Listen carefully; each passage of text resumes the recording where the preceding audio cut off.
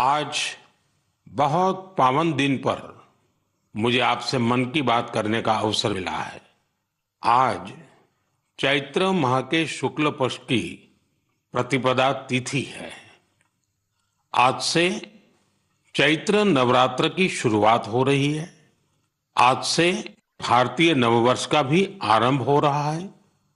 इस बार विक्रम संवत 2082 शुरू हो रहा है। इस समय मेरे सामने आपकी ढेर सारी चिट्ठियां रखी हुई है। कोई बिहार से हैं, कोई बंगाल से, कोई तमिलनाडु से हैं, कोई गुजरात से हैं। इनमें बड़े रोचक तरीके से लोगों ने अपने मन की बातें लिखकर भेजी है। कई सारी चिट्ठियों में शुभकामनाएं भी हैं, बधाई संदेश भी हैं। लेकिन आज मेरा मन करता है कुछ संदेशों को आपको सुनाऊं। सर्वारिगु युगादि हब्बद शुभाशय गड़ू। अगला संदेश है अंदरी की उगादि शुभाकांक्षलु। अब एक और चिट्ठी में लिखा है संवसार पाड़व्यार्ची परबी। संदेश में लिखा गया है गुड़ी पाड़वा निमित्त हार्दिक शुभेच्छा।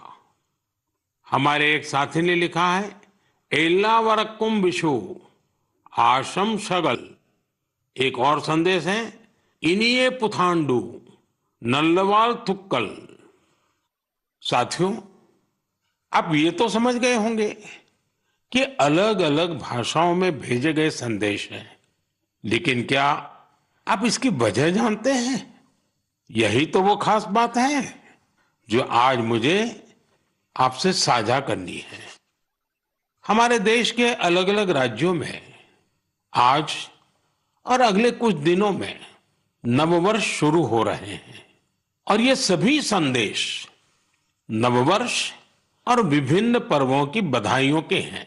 इसलिए मुझे अलग अलग भाषाओं में लोगों ने शुभकामनाएं भेजी हैं।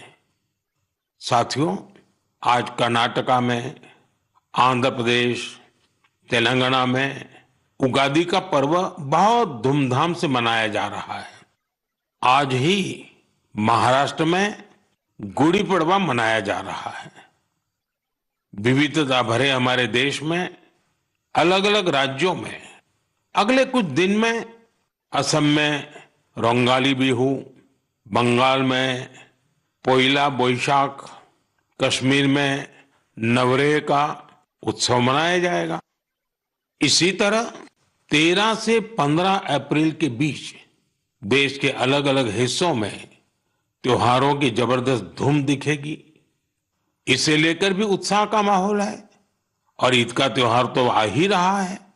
यानी ये पूरा महीना त्योहारों का है, पर्वों का है। मैं देश के लोगों को इन त्योहारों की बहुत बहुत बधाई देता हूं। हमारे ये त्योहार भले ही अलग अलग क्षेत्रों में हो, लेकिन ये दिखाते हैं कि भारत की विविधता में भी कैसे एकता पिरोई हुई है। इस एकता की भावना को हमें निरंतर मजबूत करते चलना है। साथियों, जब परीक्षाएं आती हैं तो युवा साथियों के साथ मैं परीक्षा पे चर्चा करता हूं। अब परीक्षाएं हो चुकी हैं। बहुत सारे स्कूलों में तो दोबारा क्लास शुरू होने की तैयारी हो रही है। इसके बाद गर्मी की छुट्टियों का समय भी आने वाला है। साल के इस समय का बच्चों को बहुत इंतजार रहता है। मुझे तो अपने बचपन के दिन याद आ गए जब मैं और मेरे दोस्त दिन भर कुछ ना कुछ उत्पात मचाते रहते थे, लेकिन साथ ही हम कुछ कंस्ट्रक्टिव भी करते थे, सीखते भी थे। गर्मियों के दिन बड़े होते हैं। इसमें बच्चों के पास करने को बहुत कुछ होता है। ये समय किसी नई हॉबी को अपनाने के साथ ही अपने हुनर को और तराशने का भी है। आज बच्चों के लिए ऐसे प्लेटफॉर्म की कमी नहीं जहां वे काफी कुछ सीख सकते हैं। जैसे कोई संस्था टेक्नोलॉजी कैंप चला रही हो तो बच्चे वहां ऐप बनाने के साथ ही ओपन सोर्स सॉफ्टवेयर के बारे में जान सकते हैं। अगर कहीं पर्यावरण की बात हो, थिएटर की बात हो या लीडरशिप की बात हो, ऐसे विविध विविध विषय के कोर्स होते रहते हैं, तो उससे भी जुड़ सकते हैं।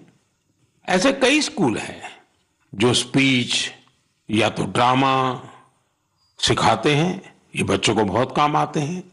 इन सब के अलावा आपके पास इन छुट्टियों में कई जगह चल रहे वॉलेंटियर एक्टिविटीज, सेवा कार्यों से भी जुड़ने का अवसर है।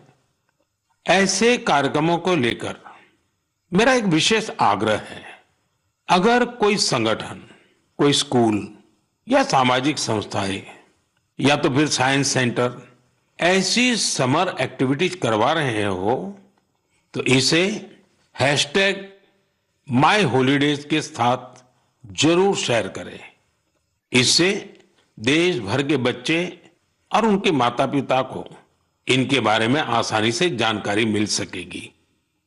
मेरे युवा साथियों, मैं आज आपसे माय भारत के उस खास कैलेंडर की भी चर्चा करना चाहूंगा जिसे इस समर वेकेशन के लिए तैयार किया गया है। इस कैलेंडर की एक कॉपी अभी मेरे सामने रखी हुई है। मैं इस कैलेंडर से कुछ अनूठे प्रयासों को साझा करना चाहता हूं। जैसे माय भारत के स्टडी टूर में आप ये जान सकते हैं कि हमारे जन औषधि केंद्र कैसे काम करते हैं। आप वाइब्रेंट विलेज अभियान का हिस्सा बनकर सीमावर्ती गांवों में एक अनोखा अनुभव ले सकते हैं। इसके साथ ही वहां कल्चर और स्पोर्ट्स एक्टिविटीज का हिस्सा जरूर बन सकते हैं। वहीं अंबेडकर जयंती पर पदयात्रा में भागीदारी कर आप संविधान के मूल्यों को लेकर जागरूकता भी फैला सकते हैं। बच्चों और उनके माता पिता से भी मेरा विशेष आग्रह है कि वे छुट्टियों के अनुभवों को हैशटैग हॉलीडे मेमोरीज के साथ जरूर साझा करें। मैं आपके अनुभवों को आगे आने वाली मन की बात में शामिल करने का प्रयास करूंगा।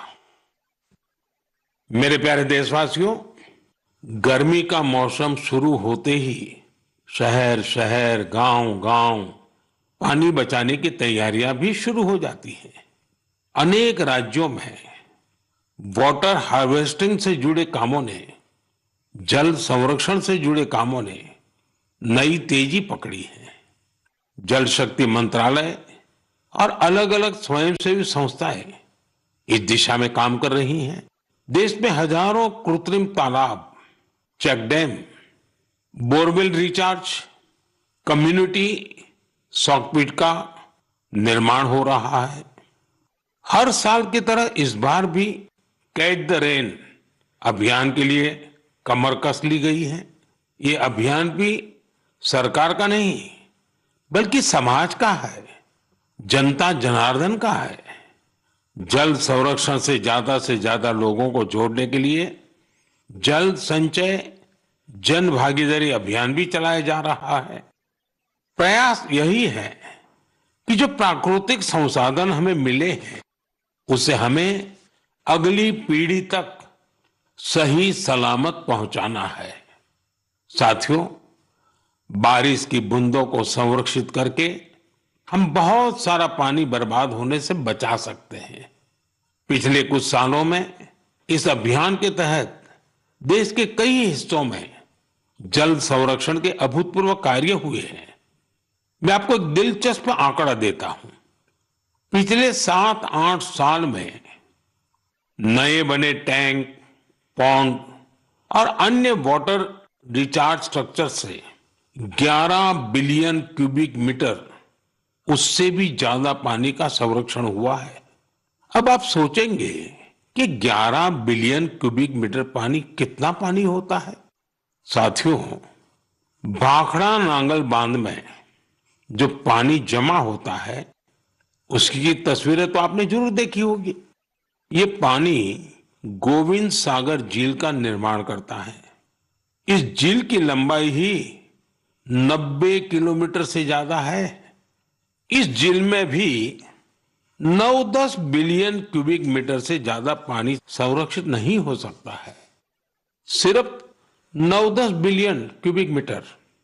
और देशवासियों ने अपने छोटे छोटे प्रयास से देश के अलग अलग हिस्सों में 11 बिलियन क्यूबिक मीटर पानी के संरक्षण का इंतजाम कर दिया है ना ये शानदार प्रयास।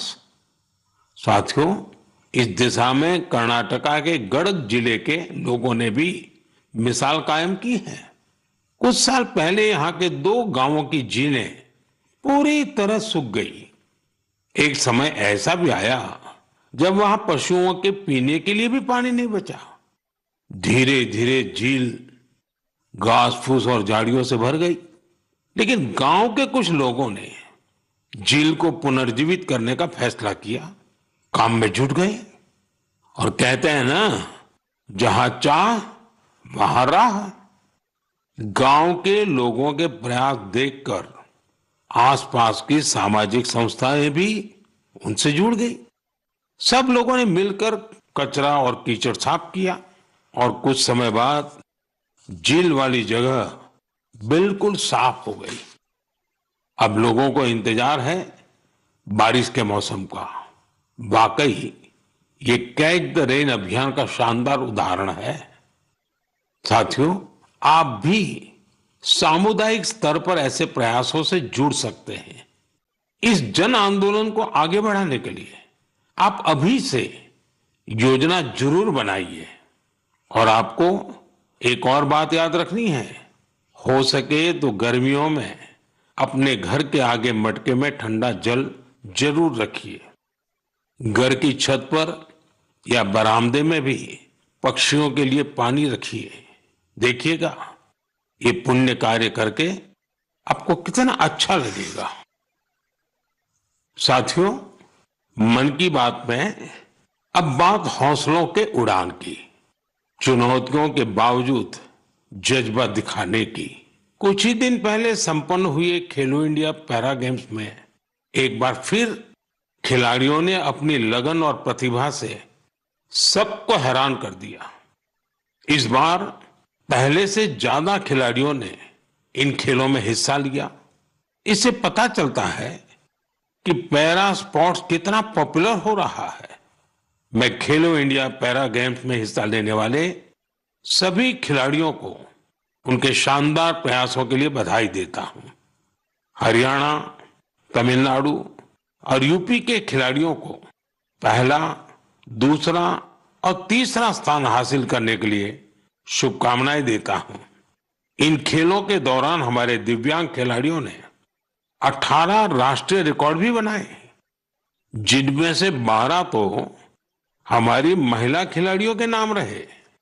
इस बार के खेलो इंडिया पैरा गेम्स में गोल्ड मेडल जीतने वाले आर्म रेसलर जॉबी मैथ्यू ने मुझे चिट्ठी लिखी है। मैं उनके पत्र के कुछ हिस्से को पढ़कर सुनाना चाहता हूं।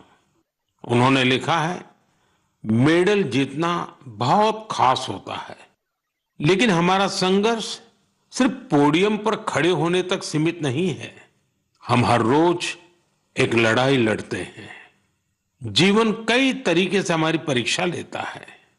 बहुत कम लोग हमारे संघर्ष को समझ पाते हैं।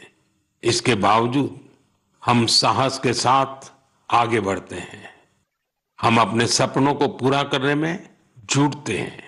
हमें ये विश्वास रहता है कि हम किसी से कम नहीं है। वाह जॉबी मैथ्यू, आपने कमाल लिखा है, अद्भुत लिखा है। इस पत्र के लिए मैं आपका आभार व्यक्त करता हूं। मैं जॉबी मैथ्यू और हमारे सभी दिव्यांग साथियों से कहना चाहता हूं कि आपके प्रयास हमारे लिए बहुत बड़ी प्रेरणा है। साथियों, दिल्ली में एक और भव्य आयोजन ने लोगों को बहुत प्रेरणा दी है, जोश से भर दिया है। एक इनोवेटिव आइडिया के रूप में पहली बार फिट इंडिया कार्निवल का आयोजन किया गया। इसमें अलग अलग क्षेत्रों के करीब 25,000 लोगों ने हिस्सा लिया। इन सभी का एक ही लक्ष्य था, फिट रहना और फिटनेस को लेकर जागरूकता फैलाना।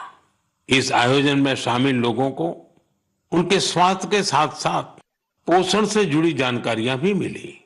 मेरा आग्रह है कि आप अपने क्षेत्रों में भी इसी तरह के कार्निवल का आयोजन करें। इस पहल में माय भारत आपके लिए बहुत मददगार बन सकता है। साथियों, हमारे स्वदेशी खेल अब पॉपुलर कल्चर के रूप में घुल मिल रहे हैं। मशहूर रैपर हनुमान काइंड को तो आप सभी जानते ही होंगे। आजकल उनका नया सॉन्ग रन इट अप काफी फेमस हो रहा है।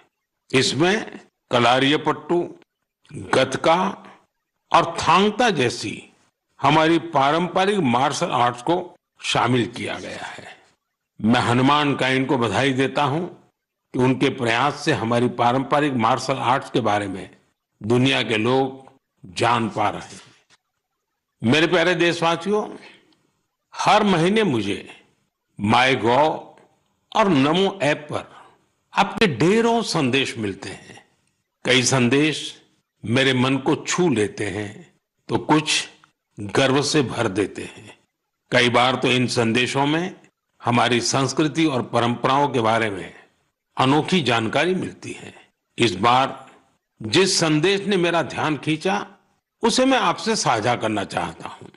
वाराणसी के अथर्व कपूर, मुंबई के आर्यश लिखा और अत्रेय मान ने मेरी हाल की मॉरिशस यात्रा पर अपनी भावनाएं लिखकर भेजी है। उन्होंने लिखा है, इस यात्रा के दौरान गीत गवई की परफॉर्मेंस से उन्हें बहुत आनंद आया। पूर्वी उत्तर प्रदेश और बिहार से आए बहुत सारे पत्रों में मुझे ऐसी ही भावुकता देखने को मिली है। मॉरिशस में गीत गवई की शानदार परफॉर्मेंस के दौरान मैंने वहां जो महसूस किया वो वाकई अद्भुत है। साथियों, जब हम जड़ से जुड़े रहते हैं तो कितना ही बड़ा तूफान आए, तूफान हमें उखाड़ नहीं पाता। आप कल्पना करिए, करीब 200 साल पहले भारत से कई लोग गिरमिटिया मजदूर के रूप में मॉरिशस गए थे। किसी को नहीं पता था कि आगे क्या होगा, लेकिन समय के साथ वे वहां रस बस गए। मॉरिशस में उन्होंने अपनी एक बड़ी पहचान बनाई। उन्होंने अपनी विरासत को सहेज कर रखा और जड़ों से जुड़े रहे। मॉरिशस ऐसा अकेला उदाहरण नहीं है। पिछले साल जब मैं गयाना गया था तो वहां की चौताल परफॉर्मेंस ने मुझे बहुत प्रभावित किया था। साथियों, अब मैं आपको एक ऑडियो सुनाता हूं।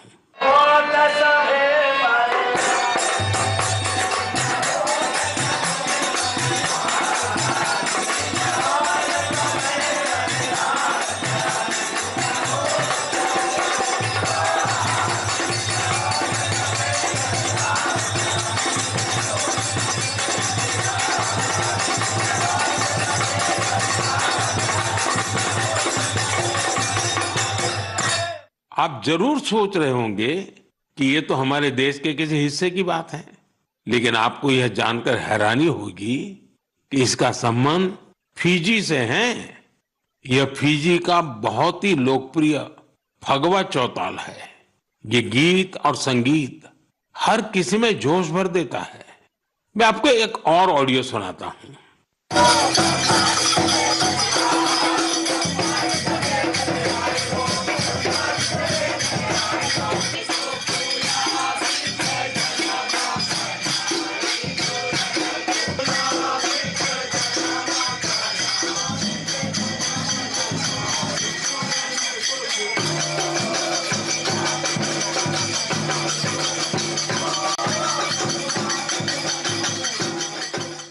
ये ऑडियो सूरीनाम का चौताल है। इस कार्यक्रम को टीवी पर देख रहे देशवासी सूरीनाम के राष्ट्रपति और मेरे मित्र चान संतोखी जी को इसका आनंद लेते हुए देख सकते हैं। बैठक और गानों की यह परंपरा त्रिनिदाद एंड टोबैगो में भी खूब लोकप्रिय है। इन सभी देशों में लोग रामायण खूब पढ़ते हैं। यहाँ फगवा बहुत लोकप्रिय है और सभी भारतीय पर्व त्योहार पूरे उत्साह के साथ मनाए जाते हैं। उनके कई गाने भोजपुरी, अवधी या मिश्रित भाषा में होते हैं। कभी कभार ब्रज और मैथिली का भी उपयोग होता है। इन देशों में हमारी परंपराओं को सहेजने वाले सभी लोग सराहना के पात्र हैं। साथियों, दुनिया में ऐसे कई संगठन भी हैं जो वर्षों से भारतीय संस्कृति को संरक्षित करने का कार्य कर रहे हैं। ऐसा ही एक संगठन है Singapore Indian fine arts society. भारतीय नृत्य, संगीत और संस्कृति को संरक्षित करने में जुटे इस संगठन ने अपने गौरवशाली 75 साल पूरे किए हैं। इस अवसर से जुड़े कार्यक्रम में सिंगापुर के राष्ट्रपति श्रीमान Tharman Shanmugaratnam ji guest of honour थे। उन्होंने इस ऑर्गेनाइज प्रयासों की खूब सराहना की। मैं इस टीम को अपनी ढेर सारी शुभकामनाएं देता हूं। साथियों, मन की बात में हम देशवासियों की उपलब्धियों के साथ ही अक्सर सामाजिक विषयों को भी उठाते हैं। कई बार चुनौतियों पर भी चर्चा होती है। इस बार मन की बात में मैं एक ऐसी चुनौती के बारे में बात करना चाहता हूं जो सीधे हम सबसे जुड़ी हुई है। ये चुनौती है टेक्सटाइल वेस्ट की। आप सोच रहे होंगे, ये टेक्सटाइल वेस्ट क्या नई बला आ खड़ी हुई है?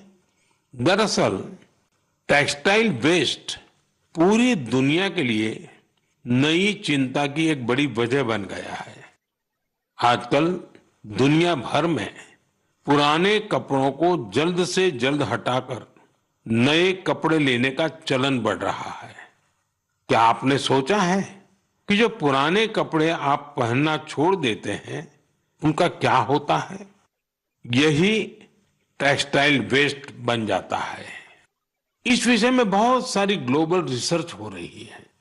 एक रिसर्च में यह सामने आया है, सिर्फ 1% से भी कम टेक्सटाइल वेस्ट को नए कपड़ों में रिसाइकिल किया जाता है।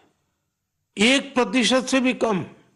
भारत दुनिया का तीसरा ऐसा देश है जहां टेक्सटाइल वेस्ट निकलता है।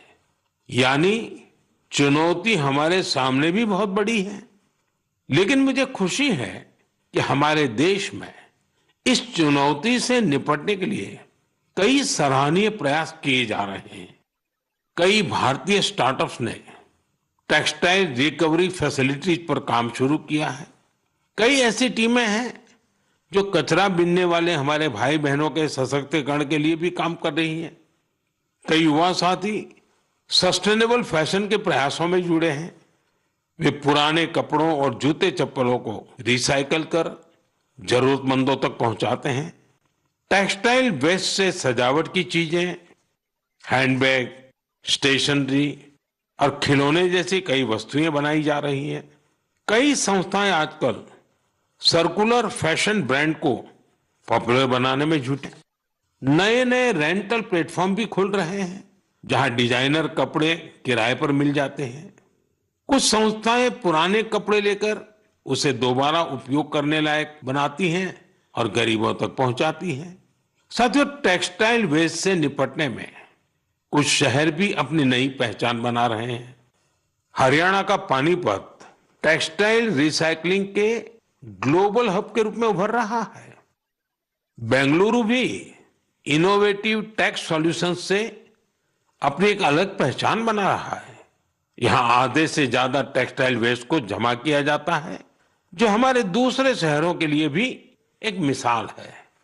इसी प्रकार तमिलनाडु का तिरुपुर वेस्ट वाटर ट्रीटमेंट और रिन्यूएबल एनर्जी के माध्यम से टेक्सटाइल वेस्ट मैनेजमेंट में जुटा हुआ है। मेरे प्यारे देशवासियों, आज फिटनेस के साथ साथ काउंट का बड़ा रोल हो गया है। एक दिन में कितने स्टेप्स चले इसका काउंट, एक दिन में कितनी कैलोरीज खाई इसका काउंट, कितनी कैलोरीज बर्न की इसका काउंट। इतने सारे काउंट्स के बीच एक और काउंटडाउन शुरू होने वाला है। इंटरनेशनल योगा डे का काउंटडाउन। योग दिवस में अब 100 दिन से भी कम समय रह गया है। अगर आपने अपने जीवन में अब तक योगा को शामिल नहीं किया है तो अब जरूर कर लीजिए, अभी देर नहीं हुई है। 10 साल पहले 21 जून 2015 को पहला अंतर्राष्ट्रीय योग दिवस मनाया गया था। अब तो इस दिन ने योग के एक विराट महोत्सव का रूप ले लिया है। मानवता को भारत की ओर से यह एक ऐसा अनमोल उपहार है जो भविष्य की पीढ़ी के बहुत काम आने वाला है। साल 2025 के योग दिवस की थीम रखी गई है, yoga for one earth one health, यानी हम योग के जरिए पूरे विश्व को स्वस्थ बनाने की कामना करते हैं। साथियों, यह हम सबके लिए गर्व करने वाली बात है कि आज हमारे योग और ट्रेडिशनल मेडिसिन को लेकर पूरी दुनिया में जिज्ञासा बढ़ रही है। बड़ी संख्या में युवा योग और आयुर्वेद को वेलनेस का एक बेहतरीन माध्यम मानकर इसे अपना रहे हैं। अब जैसे साउथ अमेरिका का देश चिली है, वहां आयुर्वेद तेजी से लोकप्रिय हो रहा है। पिछले साल मैं ब्राजील की यात्रा के दौरान चिली के राष्ट्रपति से मिला था। आयुर्वेद की इस पॉपुलैरिटी को लेकर हमारे बीच काफी चर्चा हुई थी। मुझे सोमोस इंडिया नाम की टीम के बारे में पता चला है। स्पेनिश में इसका अर्थ है वी आर इंडिया। यह टीम करीब 1 दशक से योग और आयुर्वेद को बढ़ावा देने में जुटी है। उनका फोकस ट्रीटमेंट के साथ साथ एजुकेशनल प्रोग्राम्स पर भी है। वे आयुर्वेद और योग से संबंधित जानकारियों को स्पेनिश लैंग्वेज में ट्रांसलेट भी करवा रहे हैं। सिर्फ पिछले वर्ष की बात करें तो उनके अलग अलग इवेंट्स और कोर्सेज में करीब 9,000 लोगों ने हिस्सा लिया था। मैं इस टीम से जुड़े सभी लोगों को उनके इस प्रयास के लिए बहुत बहुत बधाई देता हूं। मेरे प्यारे देशवासियों, मन की बात में अब एक चटपटा सा और अटपटा सा सवाल। आपने कभी फूलों की यात्रा के बारे में सोचा है? पेड़ पौधों से निकले कुछ फूलों की यात्रा मंदिरों तक होती है। कुछ फूल घर को सुंदर बनाते हैं, कुछ इत्र में घुलकर हर तरफ खुशबू फैलाते हैं। लेकिन आज मैं आपको फूलों की एक और यात्रा के बारे में बताऊंगा। आपने महुआ के फूलों के बारे में जरूर सुना होगा। हमारे गांवों और खास करके आदिवासी समुदाय के लोग इसके महत्व के बारे में अच्छी तरह जानते हैं। देश के कई हिस्सों में महुआ के फूलों की यात्रा अब एक नए रास्ते पर निकल पड़ी है। मध्य प्रदेश के छिंदवाड़ा जिले में महुआ के फूल से कुकीज बनाए जा रहे हैं। राजाखो गांव की 4 बहनों के प्रयास से ये कुकीज बहुत लोकप्रिय हो रहे हैं। इन महिलाओं का जज्बा देकर एक बड़ी कंपनी ने इन्हें फैक्ट्री में काम करने की ट्रेनिंग दी। इनसे प्रेरित होकर गांव की कई महिलाएं इनके साथ जुड़ गई हैं। इनके बनाए महुआ कुकीज की मांग तेजी से बढ़ रही है।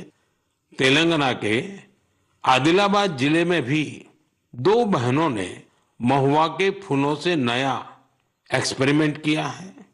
वो इनसे तरह तरह के पकवान बनाती हैं जिन्हें लोग बहुत पसंद करते हैं। उनके पकवानों में आदिवासी संस्कृति की मिठास भी है। साथियों, मैं आपको एक और शानदार फूल के बारे में बताना चाहता हूं और इसका नाम है कृष्ण कमल। क्या आप गुजरात के एकता नगर में स्टैच्यू ऑफ यूनिटी को देखने गए हैं? स्टैच्यू ऑफ यूनिटी के आसपास आपको ये कृष्ण कमल बड़ी संख्या में दिखेंगे। ये फूल पर्यटकों का मन मोह लेते हैं। ये कृष्ण कमल एकता नगर के आरोग्य वन, एकता नर्सरी, विश्व वन और मियावाकी फॉरेस्ट में आकर्षण का केंद्र बन चुके हैं। यहां योजनाबद्ध तरीके से लाखों की संख्या में कृष्ण कमल के पौधे लगाए गए हैं। आप भी अपने आसपास देखेंगे तो आपको फूलों की दिलचस्प यात्राएं दिखेगी। आप अपने क्षेत्र में फूलों की ऐसी अनोखी यात्रा के बारे में मुझे भी लिखिएगा। मेरे प्यारे साथियों, आप मुझे हमेशा की तरह अपने विचार, अनुभव और जानकारियां साझा करते रहें। हो सकता है आपके आसपास कुछ ऐसा हो रहा हो जो सामान्य लगे, लेकिन दूसरों के लिए वो विषय बहुत रोचक और नया होगा। अगले महीने हम फिर मिलेंगे और देशवासियों की उन बातों की चर्चा करेंगे जो हमें प्रेरणा से भर देती हैं। आप सबका बहुत बहुत धन्यवाद। नमस्कार।